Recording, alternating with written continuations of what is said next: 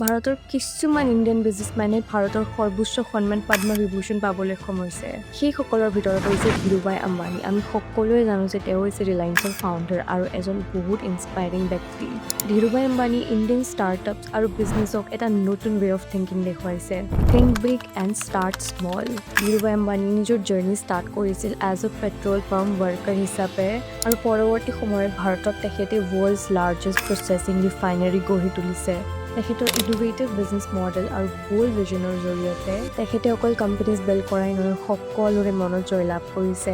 যেতিয়া ইণ্ডিয়াৰ ৰেপুটেশ্যন বিপন্ন হৈছিলে তেতিয়া তেখেতে আগবাঢ়ি ইণ্ডিয়াক এম্পাৱাৰ কৰিছিলে। 1987ত ক্ৰিকেট ৱৰ্ল্ড কাপৰ সময়ত যেতিয়া কোনোৱে ভাৰতক স্পনচাৰ কৰিবলৈ নাহিল, তেতিয়া ধীৰুভাই আম্বানীয়ে কেৱল ইভেণ্ট স্পনচাৰ কৰাই নহয়, সেই সময়ত তেখেতে টপ মেনেজমেণ্ট মাইণ্ডছৰ সহায়ত ছাকচেছ গেইন কৰিছিলে। আজিৰ সময়ত তেখেতৰ সেই স্মল ষ্টাৰ্টআপটোৱে বাঢ়ি গৈ ৰিলায়েন্স পৰিণত হৈছে।